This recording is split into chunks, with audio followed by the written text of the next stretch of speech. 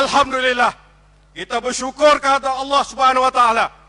Pada malam ini, menjelang 2 hari lagi, tarikh keramat, yaitu tarikh penamaan calon bagi pilihan raya umum negeri ke-15 bagi 6 negeri di seluruh negara, yaitu bermula daripada Kedah, Kelantan, Terengganu, Selangor, Negeri Sembilan dan juga Pulau Pinang.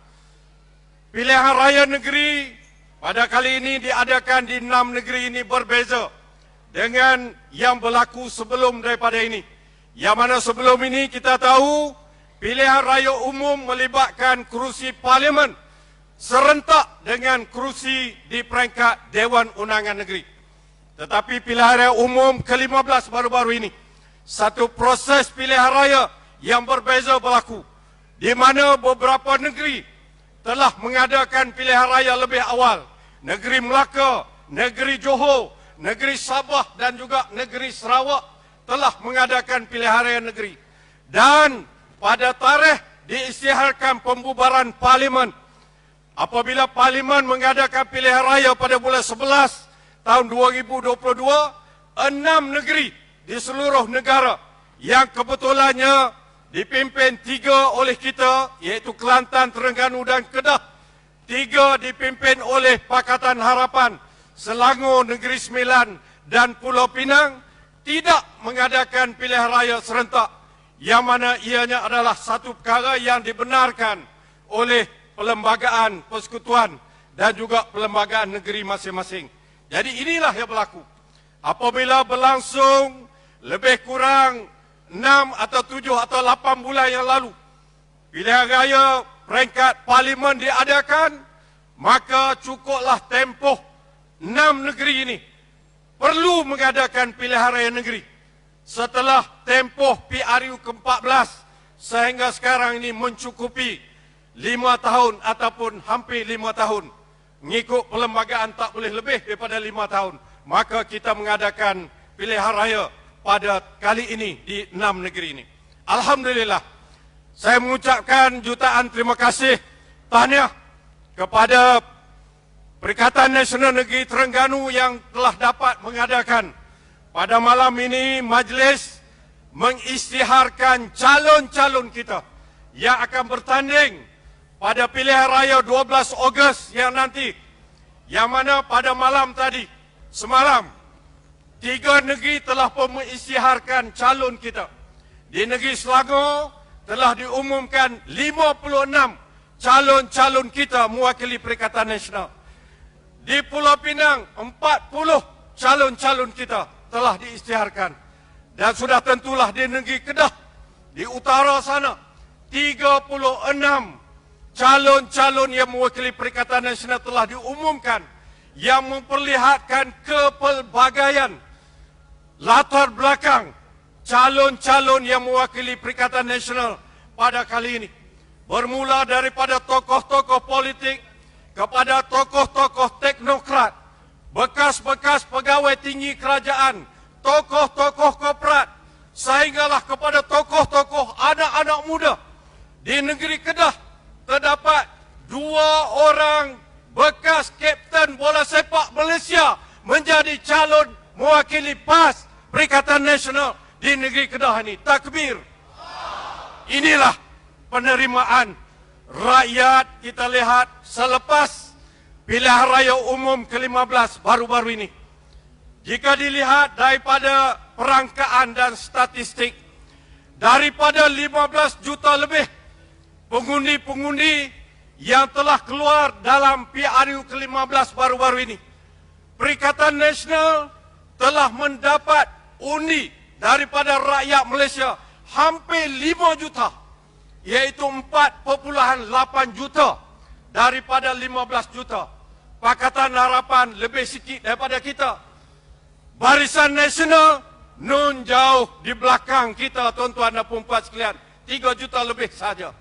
Dan ia memperlihatkan bagaimana penerimaan dan juga mandat diberikan oleh rakyat Malaysia kepada gabungan kita, PAS, Bersatu dan juga rakan-rakan di dalam Perikatan Nasional. Kita alhamdulillah Parti Islam se-Malaysia PAS sahaja yang kita bertanding di hampir seluruh negeri yang dipertandingkan, termasuk Sabah dan Sarawak. Rakyat telah memberikan mandat kepada PAS. Satu sejarah, kita telah menjadi parti politik tunggal yang paling besar mendapat kursi parlimen, iaitu 43 kursi daripada 222 kursi. Lebih besar, tuan-tuan, daripada parti yang biasanya mendapat jumlah kursi yang banyak. Antaranya DAP hanya mendapat 40 kursi saja pada kali ini. Pakatan Rakyat ataupun Parti Keadilan telah mendapat hanya 30 kursi. Dan Parti UMNO, tuan-tuan, kata Mak Sabu. Mak Sabu sebut UMNO sampai marah Zahid Hamidi. Parti UMNO, kata Mak Sabu, hanya dapat 26 kursi saja. Campur 4 lagi daripada Barisan Nasional, dapatlah 30 kursi. Itu saja parti Barisan Nasional dapat. Tapi kita perlu ingat, PRU ke-15 juga telah mencatatkan di dalam sejarah pilihan raya di Malaysia. Barisan Nasional, parti yang memerintah negara sejak daripada merdeka, sehinggalah mereka jatuh dalam pilihan raya umum ke-14. Mereka tidak mempunyai satu pun kerusi di 7 buah negeri, tuan-tuan. 7 negeri sifar Barisan Nasional. Bermula daripada negeri Perlis, apabila dikatakan PAS memberikan 1 kerusi parlimen kepada Datuk Seri Syahidan Kasim, beliau telah menghadiahkan 1 negeri Perlis kepada Perikatan Nasional. Kosong Barisan Nasional. Pergi ke negeri Kedah, daripada 15 kursi parlimen, kita Perikatan Nasional menang 14 kursi. Tinggal 1 kursi lagi. Bukan juga dimenangi oleh Barisan Nasional, tapi dimenangi oleh Pakatan Harapan. Kosong juga Barisan Nasional. Pergi ke negeri Pulau Pinang, kita ada 3 kursi parlimen Perikatan Nasional. Negeri yang kuat PH dan juga DAP. Barisan Nasional juga kosong, tuan-tuan. Pergi ke Kelantan, kita tidak heranlah 14 kursi, 14 kosong diberikan. Mengulangi sejarah Kelantan tahun 1990, 13 kosong. Dan kembali kepada Terengganu, sebagaimana disebut oleh Datuk Suruhjaya tadi. Daripada 8 kursi parlimen, kita menghadiahkan sifar kepada Barisan Nasional, 8 Perikatan Nasional. Tuan-tuan dan puan-puan sekalian, menjelajah ke Selangor sudah tentulah kita menang banyak kursi Perikatan Nasional, sekali lagi Barisan Nasional kosong. Pergi ke negeri Melaka. Melaka, tuan-tuan, Melaka.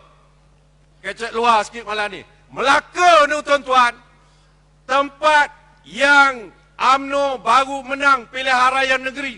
Lebih daripada 40 kursi, kalau tak silap saya. Bila mari pilihan raya umum ke-15, Barisan Nasional mendapat telur ayam juga di Melaka sana. Tak ada. 7 negeri memperlihatkan tidak ada satu pun kerusi Barisan Nasional maupun UMNO di negeri-negeri tersebut. Alhamdulillah, ini adalah pencapaian kita yang terbaik. Bersama kita 43 kerusi, kita bersama dengan rakan kita daripada Parti Bersatu 31 kursi. Kita mempunyai 74 kerusi Perikatan Nasional yang mewakili kursi-kursi di Parlimen Malaysia. Alhamdulillah. Walaupun kita tidak menjadi kerajaan, walaupun sudah hampir-hampir kita meneruskan kepimpinan di peringkat kerajaan pusat, tapi disebabkan oleh sebab-sebab yang tuan-tuan semua maklum, telah berlaku perubahan kerajaan di peringkat persekutuan. Pakatan Harapan hanya mendapat 82 kursi saja. Parti-parti gabungan mereka 82 kursi. Tidak mungkin dia boleh buat kerajaan persekutuan. Dia perlu 112 kursi untuk tubuh kerajaan persekutuan. Tetapi mereka menjadi kerajaan persekutuan sekarang, tuan-tuan. Tuan-tuan puas hati ke tidak kerajaan persekutuan sekarang ni? Tak puas hati, tuan-tuan kena tahu siapa yang meletakkan kerajaan Madanun di peringkat persekutuan sekarang ini. 82 kerusi campur 30 kerusi Barisan Nasional, itulah Pakatan Harapan boleh buat kerajaan. 82 Pakatan Harapan campur Barisan Nasional 30 kerusi, dia boleh tubuh kerajaan persekutuan. Ingat tuan-tuan, kalau kerajaan ini kerajaan gagal, yang menggagalkan, yang menjadi kerajaan itu gagal adalah tidak lain dan tidak bukan adalah UMNO Barisan Nasional. Itulah benda yang kita kena perlu faham. Tak padan sebelum pilihan raya, dia maki, dia caci, dia kata macam-macam kepada DAP, PKR dan juga Pakatan Harapan yang lain. Mereka saling maki-memaki. Masih ingat lagi anak-anak muda nyanyian hoi, hoi, ya hoi. Ingat ke tidak? Itu mereka maki sama mereka sendiri, bukan kita. Tetapi akhirnya apabila mereka terdesak, mereka mendapat kursi yang sedikit, mereka mencari tempat untuk berpaut. Walaupun parti kita PAS dan juga Bersatu, kita dalam Perikatan Nasional sebelum pilihan raya telah menghulurkan tangan untuk kita bersama-sama atas nama Parti Melayu Islam untuk bersama-sama memimpin negara. Tetapi dengan angkuh pemimpin UMNO menolak pelawaan dan juga tawaran kita. Mereka mengatakan mereka boleh bersama dengan PAS. Tak ada masalah dengan PAS. Tetapi tinggalkan Bersatu. Itu syarat mereka. Kalau tak tinggal Bersatu, tidak ada kerjasama. Sombong, tuan-tuan. Sehingga kan apabila Yang Berhormat Tuku Presiden kita pergi berunding dengan Presiden UMNO, dia cuba sogok kita. Dia cuba rasuah. Memang kerja dia rasuah, tuan-tuan. Dia sogok kita. Dia tawarkan kepada Tuku Presiden kita 40 kursi. Dia kata kalau PAS bersama dengan UMNO saja, ambil 40 kursi.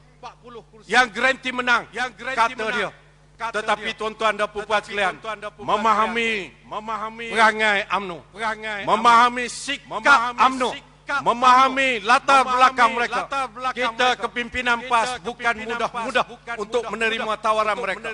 Apa guna kita berpisah dengan rakan sahabat kita untuk kita berkawan dengan dia? Tidak ada sebab. Tidak ada sebab kita meninggalkan rakan kita semata-mata kerana nak berkawan dengan dia dengan tawaran yang belum tahu lagi kursi mana, tak tahu dia nak beri kita. Dengan ijtihad daripada presiden kita tolak. Kita tolak tawaran, tuan-tuan. Alhamdulillah, dengan pakatan kita dalam Perikatan Nasional, kita bukan saja mendapat 40 kursi, kita dapat 43 kursi. Lebih banyak daripada yang kononnya dijanjikan oleh UMNO Barisan Nasional. Alhamdulillah. Jadi tuan-tuan dan puan-puan yang dihormati sekalian, oleh kerana pilihan raya ini adalah pilihan raya peringkat negeri, sukalah saya menarik perhatian tuan-tuan dan puan-puan sekejap dalam perkara-perkara yang berlaku di negeri Terengganu ini khususnya. Selepas PRU ke-15 bulan 11 tahun lepas, iaitu apabila kita menang 8 atau semua kursi parlimen di negeri Terengganu ini, dengan rasa yang tidak malu-malu, tidak segan silu, UMNO Barisan Nasional ini kononnya tak puas hati dengan kemenangan Perikatan Nasional. Mereka memasukkan petisyen pilihan raya dalam 3 kerusi daripada 8 kerusi di Terengganu ini. Mula-mula dia masuk di kawasan Parlimen Marang. Parlimen Marang ini kita menang tak banyak, tuan-tuan. 41,729 majoriti sahaja. Sahaja 41,000. Tok Guru mendapat sebanyak 73,115 undi. Hak dia tu saya malah royak lah. Berapa? Dah. Kemudian dia masuk pula di Kemaman. Cikgu Ilyas kita ada. Di Kemaman ni juga kita menang tak banyak. 27,179 majoriti. Tak banyak tuan-tuan, sikit je. Sikit je. Dah. Tak banyak 27. Kita mendapat 65,714 Barisan Nasional yang diwakili oleh pengurusi UMNO Negeri Terengganu hanya dapat 38,535. Nak buat petition juga. Kemudian dia masuk di Kuala Terengganu. Dekat dengan kita. Datuk Amzad telah dipetitionkan di Mahkamah Tinggi Kuala Terengganu. Datuk Amzad atau Perikatan Nasional menang juga tak banyak, 40,907 undi, majoriti. Beliau dapat 63,016 undi. Jadi kalau tolak 40 tu berapa aja yang Barisan Nasional dapat? Dah.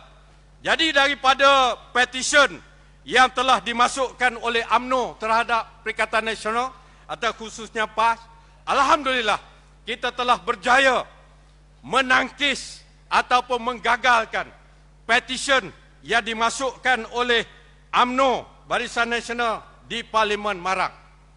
Saya nak sebut sikitlah untuk maklumat orang-orang Marang terutamanya dan juga orang Terengganu secara umumnya. Apa sebenarnya yang dia nak masuk sangat petition ini?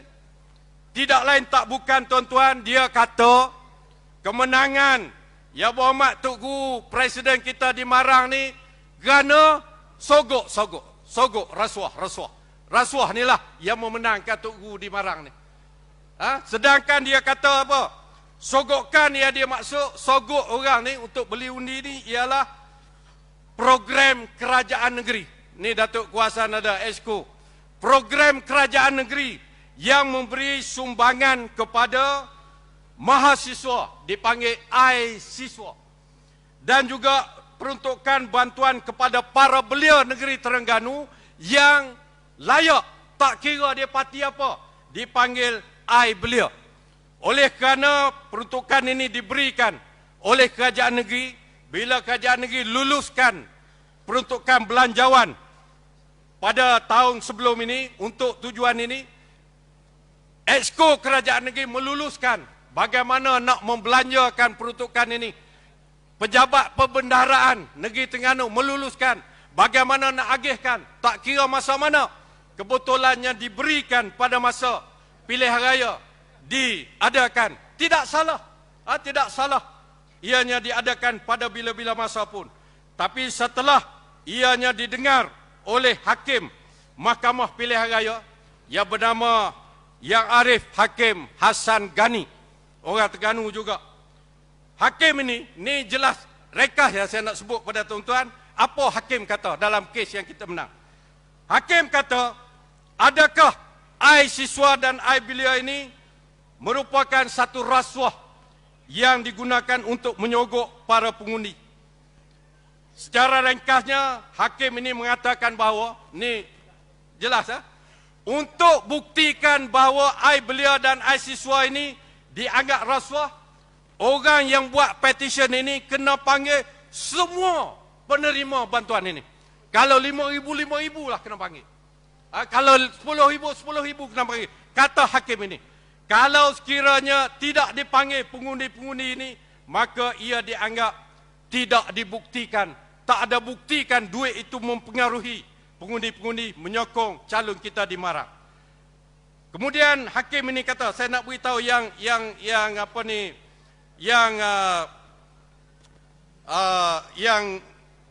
terbaiklah untuk kita. Hakim ini kata, antara lainnya, dia kata fakta kes ini menunjukkan PRU ini memiliki pengundi yang paling ramai, iaitu 75,115 pengundi. Yang mana Tugu dipilih dengan majoriti 41,000, kata Hakim ini. Dia kata, sekiranya Tok Guru memenangi dengan majoriti yang paling besar, sebegini rupa, ianya bukan sekali-kali menunjukkan ianya dipengaruhi oleh pemberian apa yang diberikan oleh kerajaan. Dia kata, ni hakim kata, saya baca pada para 65. Hakim ini kata, pengundi-pengundi tidak boleh lagi dimadukan atau digulakan sekadar melalui bantuan sahaja.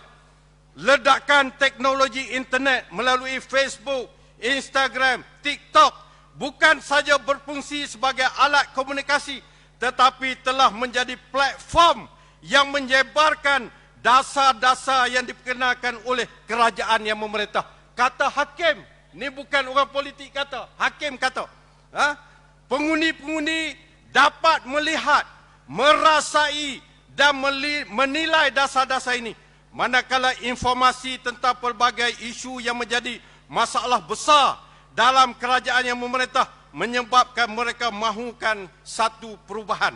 Itu kata hakim. Oleh sebab itulah diubah daripada kerajaan Barisan Nasional kepada kerajaan kita dalam pilihan raya baru-baru ini. Keadaan ini, kata hakim, memberi ruang kepada pengundi untuk beralih memberi sokongan kepada parti lain. Perubahan dinamik politik menyebabkan berlakunya tsunami politik. Hakim pun sebut tsunami politik ni tuan-tuan. Berbangkit daripada kesedaran pengundi-pengundi yang telah bijak untuk memilih. Ni kata yang hari hakim pilihan raya dalam kes di Marang.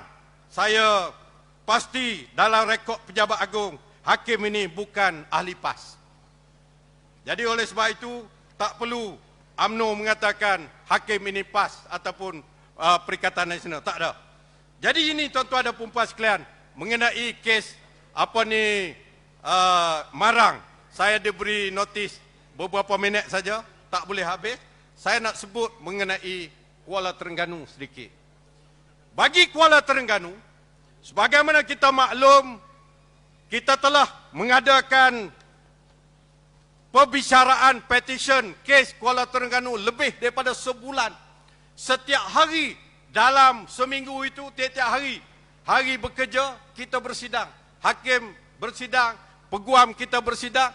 Dan saya nak beritahu, pempetition dalam kes Kuala Terengganu ini, iaitu calon Barisan Nasional, Zubembo, adalah merupakan orang yang tidak pernah ponteng dalam setiap hari perbicaraan.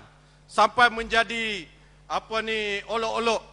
Dalam kes Kuala Terengganu, dua orang yang tak pernah ponteng mahkamah, hakim dan Zubir. Alhamdulillah bagi dia, dia telah menang dalam petition pilihan raya ini. Walaupun saya tidak boleh mengulas keputusan hakim, kerana sebagai peguam mungkin saya dianggap menghina mahkamah, tetapi daripada laporan hakim ini kepada SPR, apabila dia membatalkan keputusan Parlimen Kuala Terengganu, dia kata, hakim ini kata, pemberian air belia dan air siswa yang diberikan semasa pilihan raya adalah dianggap meraih undi. Ini kata hakim dalam kes ini. Terdapat unsur-unsur rasuah. Namun begitu, ini kata hakim, ini dia kata dalam kenyataannya. Namun begitu, saya tidak menamakan mana-mana pihak yang memberi rasuah ini. Pelik ke tidak? Itu ikut dia lah. Dia kata ada rasuah, tapi saya dalam keputusan saya tak mau menamakan siapa yang bagi rasuah ni. Pelik ni.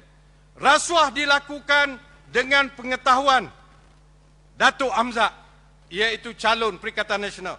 Oleh sebab itu, Mahkamah mengisytiharkan keputusan pilihan raya Kuala Terengganu 19 November 22 terbatal. Itu saja keputusan. Ini kalau dalam ajaran Islam dia panggil khilaf ulama aja dia. Jadi khilaf hakim pilihan raya. Satu hakim kata tidak rasuah, tapi satu hakim yang lain kata rasuah, menyebabkan dia batalkan keputusan pilihan raya di Kuala Terengganu. Menyebabkan oleh kerana kita tak mau membazir masa, Perikatan Nasional buat keputusan kita tak mau merayu. Walaupun kita boleh lagi merayu. Kalau merayu tunggu 6 bulan lagi, mungkin 6 bulan lagi. Kita Perikatan Nasional tidak mahu rakyat Kuala Terengganu terabai. Tidak ada ahli parlimen. Maka kita buat keputusan, biarlah, kalahlah. Dia isytihat batal-batal lah.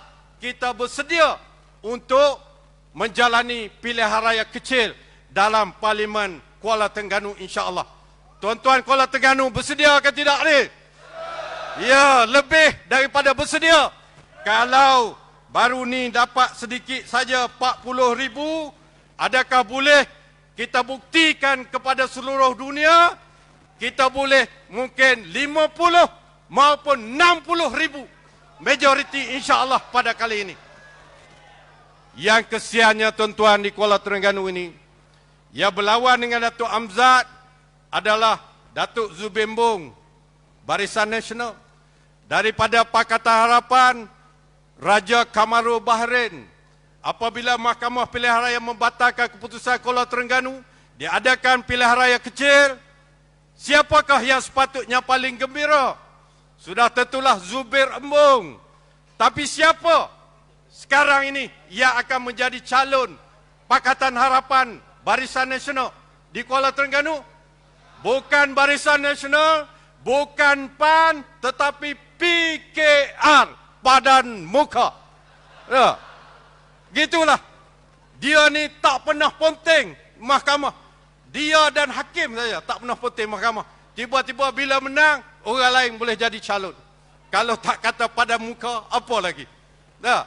Kita duduk tunggu seorang lagi di Kemaman ni. Di Kemaman ni kita tengok nonye pula lepas ni dah. Jadi itulah perkara.